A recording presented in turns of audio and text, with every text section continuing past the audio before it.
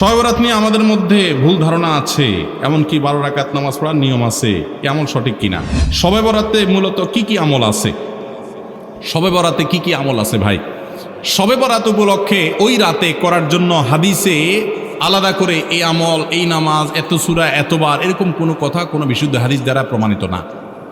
কিন্তু আমরা অনেকে মনে করি শবে বরাতের নামাজ এত রাকাত, প্রথম রাকাতে অমুক সূরা এতবার, দ্বিতীয় রাকাতে তমুক সূরা অতবার, এরকম একটা গদবাদা সিস্টেম আমরা অনেকে বানাই নিছি না?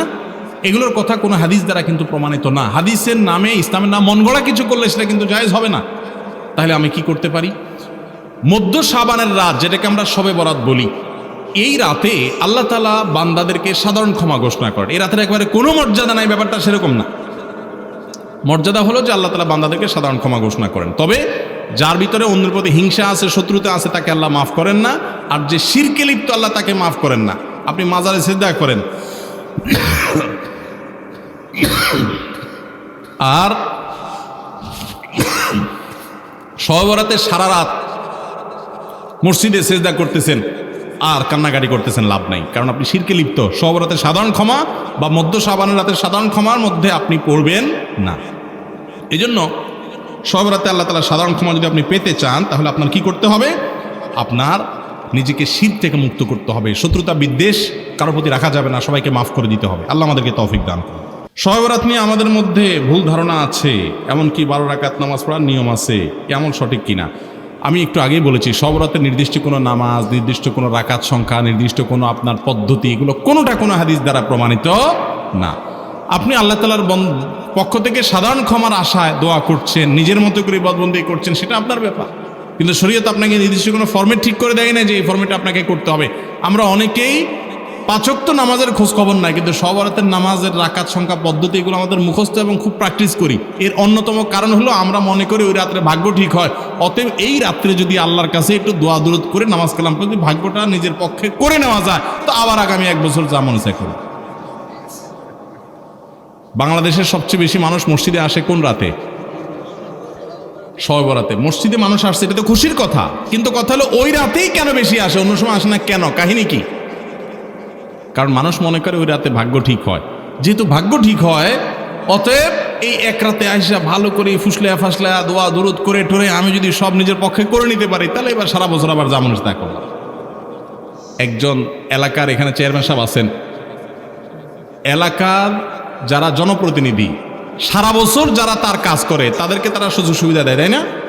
ভোটের সময়, নির্বাচনের সময় কোনো সময় তোমার চেহারা দেখা যায় না চান্দু, রিলিফের চাইলে আসা পরে তুমি এসে হাজির হয়ে গেছো ভাগ নেওয়ার জন্য। কি বলেন, চেয়ারম্যান সাহেব তারে খুব পছন্দ করে দিবে না দৌড়ানি দিবে? সারা বছর মসজিদে আসার খবর নাই, এখন তুমি ভাগ্য ঠিক হওয়ার আশা করে ওই সময় এসে সিরিয়াল দিয়ে দাঁড়ায় গেছো। তুমি পানি চেঁচার সময় ছিলা না, মাছ ধরার সময় হাজির হয়ে গেছো। বুঝেন নাই কথাটা? এই জন্য নামাজ কি শুধু শবে বরাতে পড়ার জিনিস না, সারা বছর পড়ার জিনিস। আর ভাগ্য কিন্তু মানুষের সবাই কদরও ঠিক হয়। সূরা দুখান আয়াত নম্বর 3 এবং 4 পড়বেন। আল্লাহ সুবহানাহু ওয়া তাআলা বলেছেন, ইন্না আনজালনাহু ফি লাইলাতিন মুবারাকা ইন্না কুন্না মুনজিলিন ফিহা ইউফরাকু কুল্লু আমরিন হাকিম। ওই যে রাতে কোরআন নাযিল হয়েছে সেটা লাইলাতুল কদর, সে রাতে সমস্ত গুরুত্বপূর্ণ বিষয়গুলো ধার্য হয়ে থাকে। শবে বরাত উপলক্ষে ওই রাতে করার জন্য হাদিসে আলাদা করে এই আমল, এই নামাজ, এত সূরা, এতবার, এরকম কোনো কথা কোনো বিশুদ্ধ হাদিস দ্বারা প্রমাণিত না। কিন্তু আমরা অনেকে মনে করি শবে বরাতের নামাজ এত রাকাত, প্রথম রাকাতে অমুক সূরা এতবার, দ্বিতীয় রাকাতে তমুক সূরা অতবার, এরকম একটা গদবাদা সিস্টেম আমরা অনেকে বানাই নিছি না? এগুলোর কথা কোনো হাদিস দ্বারা কিন্তু প্রমাণিত না। হাদিসের নামে, ইসলামের নাম মন গড়া কিছু করলে সেটা কিন্তু জায়েজ হবে না। তাহলে আমি কি করতে পারি?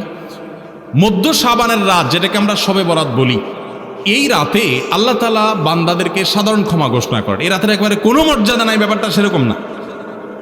মর্যাদা হলো যে আল্লাহ তাআলা বান্দাদেরকে সাধারণ ক্ষমা ঘোষণা করেন। তবে যার ভিতরে অন্যের প্রতি হিংসা আছে, শত্রুতা আছে, তাকে আল্লাহ মাফ করেন না। আর যে শিরকে লিপ্ত, আল্লাহ তাকে মাফ করেন না। আপনি মাজারে সিজদা করেন আর শবে বরাতে সারা রাত মসজিদে সিজদা করতেছেন আর কান্নাকাটি করতেছেন, লাভ নাই, কারণ আপনি শিরকে লিপ্ত। শবে বরাতের সাধারণ ক্ষমা বা মধ্য শাবানের রাতের সাধারণ ক্ষমার মধ্যে আপনি পড়বেন না। এই জন্য শবে বরাতে আল্লাহ তাআলা সাধারণ ক্ষমা যদি আপনি পেতে চান, তাহলে আপনার কি করতে হবে?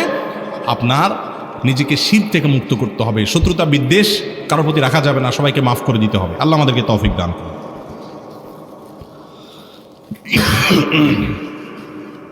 একটা মানুষ তার জীবনে প্রচুর পরিমাণ পাপ করেছে, যেমন শিরক বিদআত, গোপন পাপ, প্রকাশ্যে পাপ, মানুষের সাথে জড়িত পাপ করেছে। এখন সে তার ভুল বুঝে কান্নাকাটি করে তওবা করেছে। ওই ব্যক্তির তওবা কবুল হবে কিনা?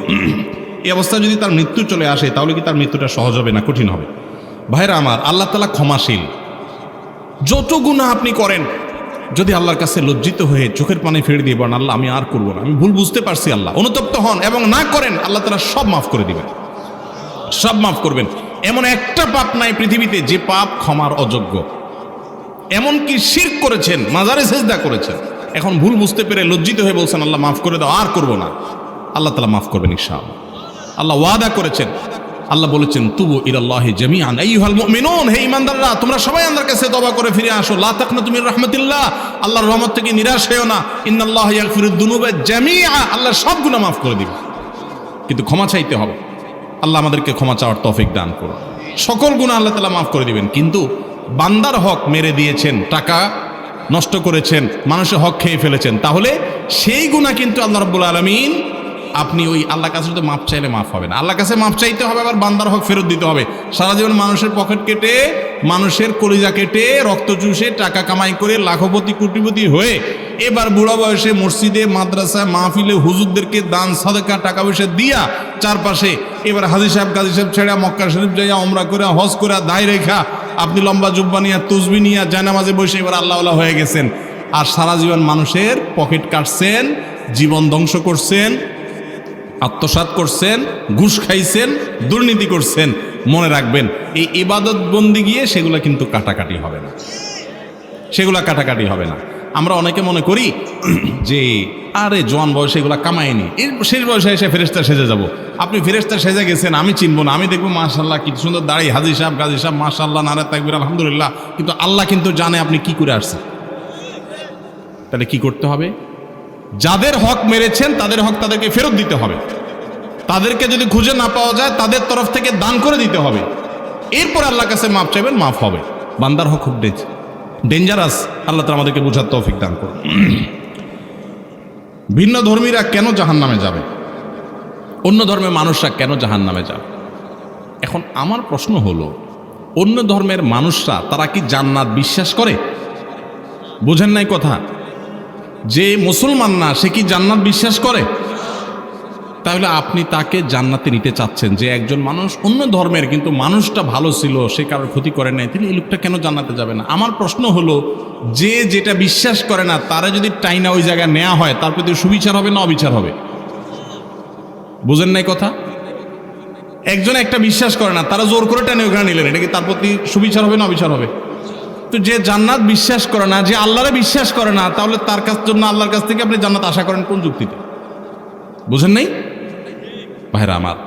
জান্নাত তাদের জন্য যে জান্নাতকে বিশ্বাস করে, যে আল্লাহকে বিশ্বাস করে। যে বিশ্বাস করে না তার সেখানে যাওয়ার কোনো অধিকার থাকতে পারে না।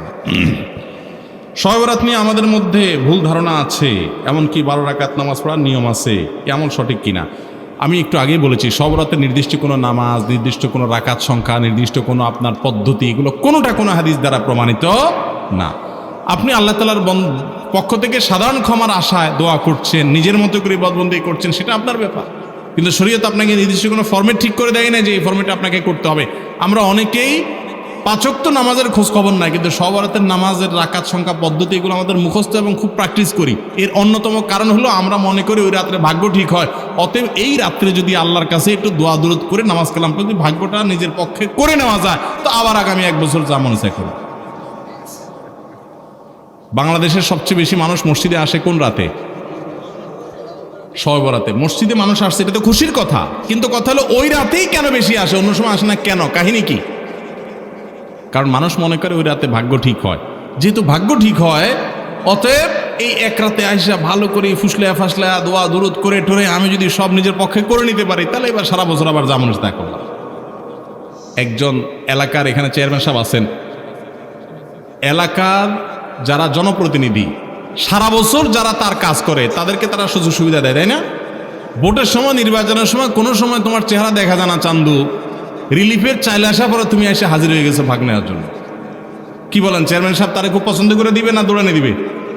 সারা বছর মসজিদে আসার খবর নাই, এখন তুমি ভাগ্য ঠিক হওয়ার আশা করে ওই সময় এসে সিরিয়াল দিয়ে দাঁড়ায় গেছো। তুমি পানি চেঁচার সময় ছিল না, মাছ ধরার সময় হাজির হয়ে গেছো।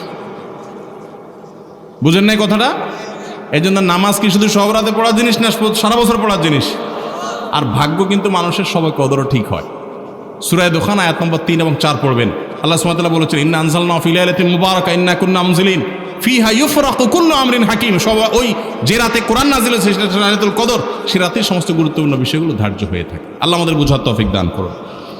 আমি যে এলাকায় বসবাস করি তারা শিরক, কুফর, বিদআত, অন্যান্য নাজায়েজ কাজে লিপ্ত। এমত অবস্থা আমি এসব থেকে তাদের কিভাবে বাঁচাবো? আপনি বাঁচানোর জন্য মানুষকে কোরআন সুন্নাহর দিকে দাওয়াত দিবেন। সাধারণ মানুষ অতিরিক্ত ফতোয়া দেওয়া করবেন না, দিয়ে এলাকার ভিতরে গন্ডগোল ফাসাদ বাধাই দিবেন না। আপনি যেই কথা বলে বুঝাতে পারবেন না সেটা আপনি না বলে অন্য যাকে দিয়ে বুঝাতে পারবেন তাকে দিয়ে বুঝাবেন। আর নিজে যতটুকু পারবেন শুধু ততটুকু বলবেন। আর বুঝাতে গেলে যদি না বুঝে তো তাদেরকে আল্লাহর আনুগত্য, তাওহীদের গুরুত্ব, সুন্নতের গুরুত্বটা আগে বোঝানো দিয়ে শুরু করেন। এরপর আস্তে আস্তে সামনের দিকে আগান, দেখবেন ইনশাআল্লাহ সেখানে দাওয়াতি কাজ করা সহজ হবে। সুদও খায়, ঘুষও খায়, আবার দান সাদকাও করে, আবার মসজিদের সভাপতিও, নামাজ মাঝে মধ্যে পড়ে, তাদের আদর্শ কি? মসজিদ যারা পরিচালনা করবে, আল্লাহ রাব্বুল আলামিন কোরআনে কারিমে তাদের 4টা বৈশিষ্ট্য কথা বলেছেন। কয়টা বৈশিষ্ট্য লাগবে? ইন্নামা ইয়ামুরু মাসাজিদাল্লাহি মান আমানা বিল্লাহ ওয়াল ইয়াউমিল আখির। 1 নম্বর হলো যারা মসজিদ আবাদ করবে তারা আল্লাহর প্রতি ঈমান আনবে, আখিরাতের প্রতি ঈমান আনবে, ঈমানদার হবে। 2 নম্বর ওয়া আকামাস সালাহ, 5 ওয়াক্ত নামাজ তারা পড়বে, নামাজি হতে হবে। 3 নম্বর হলো ওয়া আতাজ যাকাত, শুধু নামাজি পড়বে না, যাকাত ফরজ হলে যাকাত দেওয়ার মতো মানসিকতা থাকতে হবে, কৃপণ হইলে হবে না। আর 4 নম্বর হলো ওয়ালাম ইয়াখশা ইল্লাল্লাহ, আল্লাহ ছাড়া আর কাউকে পরোয়া করবে। আমি মিরপুরে মণিপুরে এক মসজিদে 2003, 4, 5 সন এই সময়টাতে ইমামতি করেছি, আমার মনে আছে। আমার মসজিদে এক দায়িত্বশীল সেক্রেটারি ছিলেন, অনেক আগে মারা গেছেন। আমার নিয়োগের দিন উনি আমাকে বলে দিয়েছেন, হুজুর আল্লাহ আমাকে যে ক্ষমতা, পাওয়ার, গ্রহণযোগ্যতা যাই দিছেন, আপনি যতক্ষণ কোরআন হাদিসের আলোকে কথা বলবেন ততক্ষণ পর্যন্ত আপনার এই কথার সপক্ষে যা যা করা দরকার আমি করব। ওনার নাম ছিল হাজী জামাল হাজী। বলে আমি জামাল হাজী, আমি সেটা করবো, মানে এলাকার নাম এই নামে পরিচিত ছিল। আর যদি আপনি কোরআন হাদিসের বাইরে কথা বলেন তাহলে আপনার বিরুদ্ধে কিন্তু আমি ওখানে দাঁড়ায় যাব। এবং এই আল্লাহর বান্দা কিভাবে এত দিন এই কনসেপ্ট তার ক্লিয়ার ছিল আমি বুঝি না। এখন তার জন্য আমি দোয়া করি দিল থেকে, আল্লাহ এরকম মানুষ কোরআন হাদিস সম্পর্কে এত স্বচ্ছ ধারণা মসজিদের সব লোকগুলো যদি হয়ে যেত কত সুন্দর হতো। আমার মনে আছে পরিষ্কার যে আমার প্রত্যেকটা ভালো কাজ করবার জন্য উনি এমনও হয়েছে যে একা দাঁড়িয়ে সহযোগিতা করেছেন, এমনও হয়েছে যে সহযোগিতা করতে গিয়ে আঘাতপ্রাপ্ত হয়ে ওনার মাথা ফাটায় দিয়ে ওনাকে রক্তাক্ত করে দিয়েছে বুড়া মানুষ, এরকমও হয়েছে। শুধুমাত্র কেন? কিছু মানুষ এখানে অন্যায় করতে আসছে, অন্যায় করতে দিবে না, সে তার উপরে আঘাত করা হয়েছে, সে আঘাত সহ্য করেছে, তারপর সে অন্যায় করতে দেয় নাই। তো আল্লাহ বলেছেন মসজিদ যারা পরিচালনা করবে ওয়ালাম ইয়াখশা ইল্লাল্লাহ, আল্লাহ ছাড়া তারা কাউকে পরোয়া করবে। এই পরোয়া করবে না মানে আমি বলতেছি না যে তারা বেপরোয়া হবে, বেপরোয়া বলতে আমরা যা বোঝাই, কিন্তু বুঝাতে চাচ্ছি আল্লাহর ঘরে আল্লাহর বিধান অনুযায়ী চলতে দিবে। আর কাউকে তো অনেক মসজিদ দেখবেন সামনের দিকে জায়নামাজ 1, 2, 3, 4, 5টা 7টা রাখা আছে না নাই? ঢাকার একটা সম্ভ্রান্ত ভিআইপি এলাকার এক মসজিদে আমাকে একবার দাওয়াত দেওয়া হয়েছে। আমি যাই দেখেছি এরকম জায়নামাজ কতগুলা। আমি বললাম আপনারা সব ঢাকার একবারে ক্রিম এলাকার মুসল্লি, আমি জানি এখানে ভিভিআইপিরা নামাজ কালাম পড়েন, কিন্তু আল্লাহর ঘরে সব গোলাম হয়ে আসে, নেতা হয়ে কেউ আসে না। সো এখানে আবার কিসের জায়নামাজ দখল করি? এখানে রিকশালা যদি আগে আসে সে আগে দাঁড়াবে, আপনি পরে আসছেন আপনি পরে দাঁড়াবেন।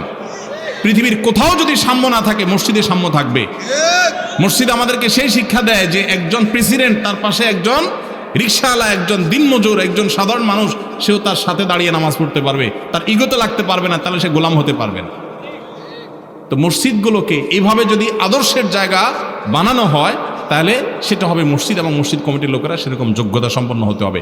আমাদের অনেক ভাইরা আছে অনেক কষ্ট করেন মসজিদের জন্য, আমরা তাদের জন্য দোয়া করি আল্লাহ তাদেরকে এরকম যোগ্যতা অর্জন করার তৌফিক দান।